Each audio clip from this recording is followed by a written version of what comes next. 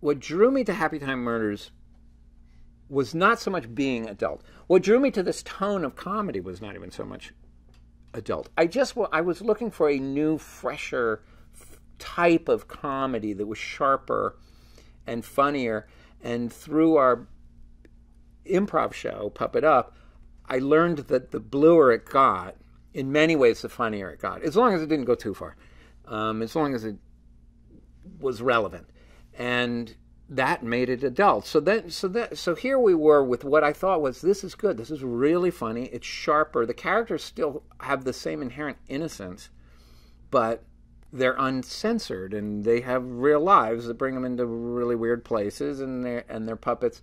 So what this is it's actually quite similar to what my dad and the other original Muppet guys would do when they were playing around, when the cameras weren't rolling.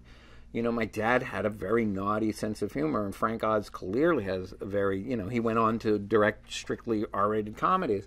And when they would goof around, it got really naughty and fun. And this is sort of an opportunity to kind of explore it in that space, and just do something fresher. It's kind of like we're shaking it up a little bit. When there's too much expectation from the Jim Henson Company, and this is produced under Henson Alternative, but it is part of the Henson Company. Henson Alternative is specifically adult-only content. And this is the first movie that we've released under Henson Alternative. But it's good to shake up that expectation from the audience and to freshen it up. And I didn't want to just get a little bit edgier than the Muppets. I didn't want to make... The Muppets have this great place, this home in the audience's heart, and an expectation for where the Muppets were.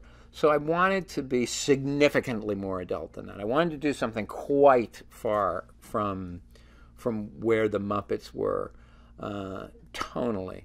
And mostly because it's a lot of fun. It's just a lot of fun to do it and to explore. Because actually the story of this movie could have been done in a Muppet style. It could have, you know, this story could have been told by the Muppets in a PG film.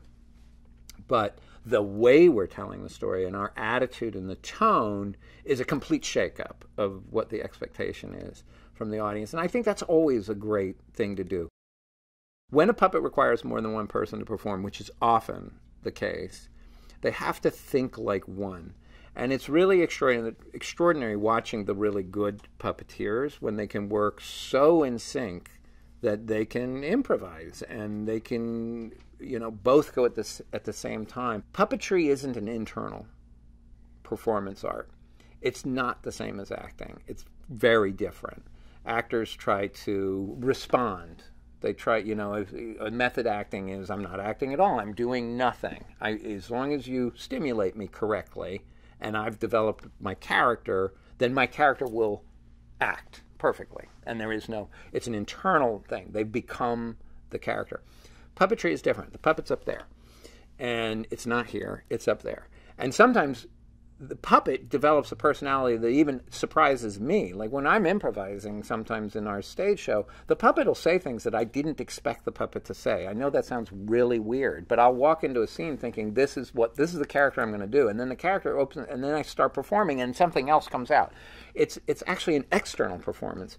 You're projecting a living, breathing personality into that puppet. And then when multiple performers are working, because it's this external process, they're all bringing that thing to life. And for some weird, cool reason, multiple performers can all just sort of lock in, and that character now has one brain that's driving the whole thing. And it's really quite extraordinary to watch.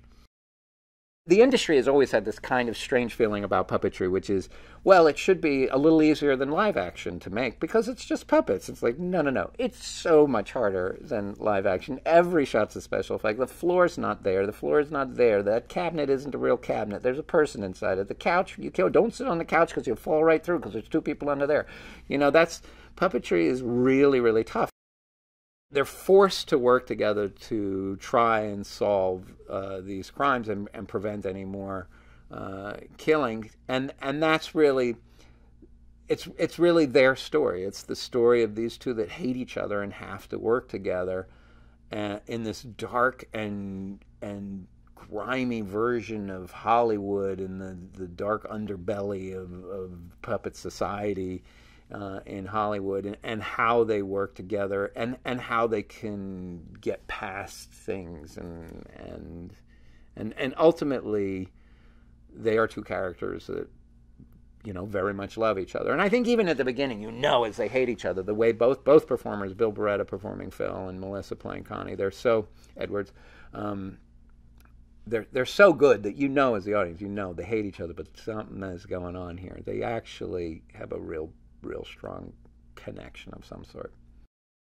She's a great improvising comedian, so she brought that whole discipline, she and Ben brought that whole discipline in, which was lovely and tough to improvise with puppets. Puppets is a very technical art form, and how the puppeteers work, they can't just sort of go wherever, do whatever. It's very technical. They're watching what their character's doing by watching what the camera's seeing of the character. They're not watching the other actors in the scene. They're watching what the camera's seeing. But working through that and figuring out how to bring that improvising comedy sensibility and mixing it in with this very technical performance art form of puppetry was a lot of fun, and also enormously important to her. Bill was always who I wanted to play Phil. Bill and I have been friends since he was 17, I was 18. He's really one of those very, very special performers. There's a lot of soul that he puts into his characters, and then I just know him so well. So we're performing partners, we're writing partners.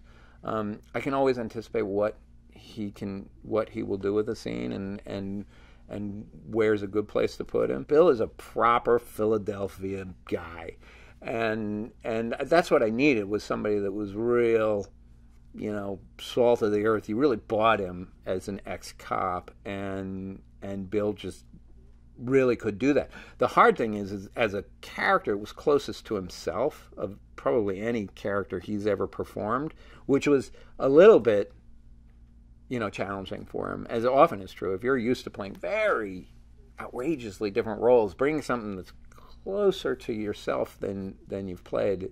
But he did a brilliant job, really great job. The character of Bubbles was always one of the most eccentric characters in the movie. It was, you know, with the puppets, you have to keep them grounded, you know, keep their personalities grounded. And then the human characters need to play it real to keep the world real. But then you had this one character, Bubbles, who was a human who related more to puppets than to people. And it was just a really interesting character, and it allowed a lot of leeway for her to take the character where she wanted. And she took it in this sort of really wonderful direction. But the first time I sat down with her, she said, "I've always wanted to play a receptionist." She said, "I feel like it's the only person who is exactly the same at work as they are at home.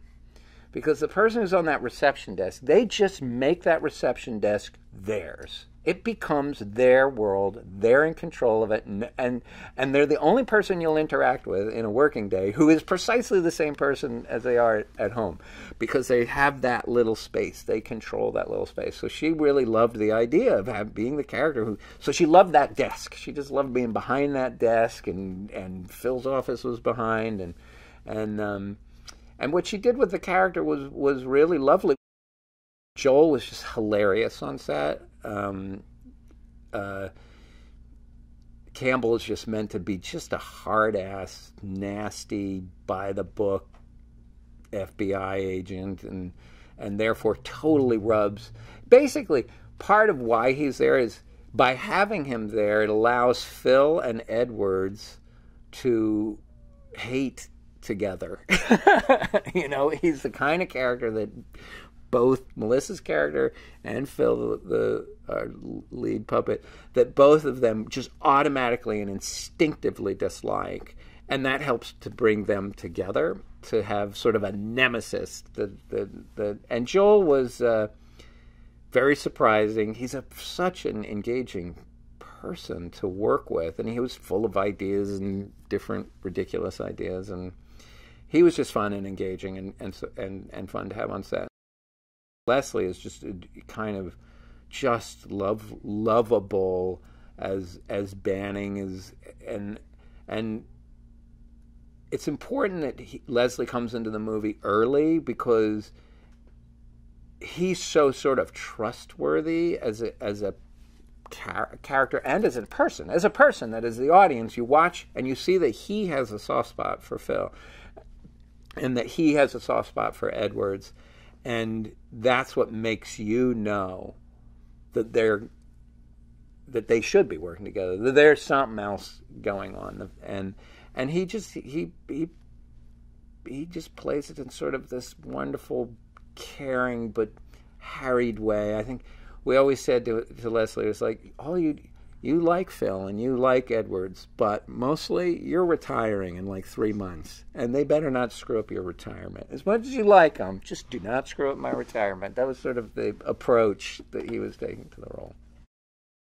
Well, the Happytime Gang was this TV series that we made it look kind of like Three's Company or something like that. It's like a sitcom from the 80s, but it was only in our movie it was 12 years ago, but it looks like a sort of 80s sitcom, and it was the Happytime Gang, and the home base was where Jenny lived, and Jenny was the sweet, she was the nurse, she was the lead character, it was her house, and then she had the handyman Goofer who would come and fix the plumbing, and then she had Officer Shenanigans, which is played by Phil's brother Larry, was the cop, and so that's part of the fun too between the two brothers. Phil, the lead, is a real cop, or was a real cop, and then Larry played a cop, and everybody loves and appreciates Larry as a cop, and not Phil, who really was a cop.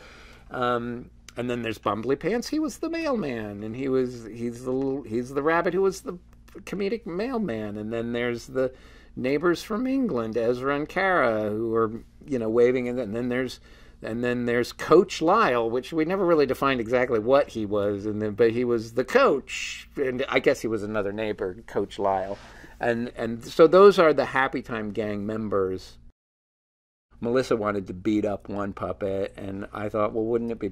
I would like to be doing the puppet that Melissa beats up there, and then I put myself in a garbage can. But the funny thing was, it was a super hot day, Santa Monica Beach, crowds everywhere. It was a big shoot. And then there I am trying to direct from inside a garbage can. I had to get in the garbage can from a hole in the back of the garbage can. And I reached up, and then I put my hand in the puppet, and then beer started running down my arm because it was a prop garbage can, but it was so convincing that it just had a layer of fake trash at the top that somebody had thrown their beer can in there. So now I'm in a garbage can with warm beer dripping down my arm trying to direct the movie. And at that point I said to Bill, this is why I don't puppeteer when I'm directing. So did you like that video? Do you think you know everything there is to know about movies? Well, today I have for you some interesting movie facts.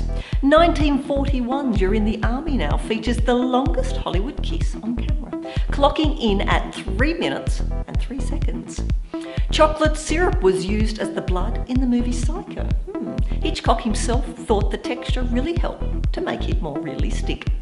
Now, the longest film made is The Burning of the Red Lotus Temple. The film is over 27 hours long. Film executives were a bit nervous about casting Leonardo DiCaprio as the kid in The Quick and the Dead.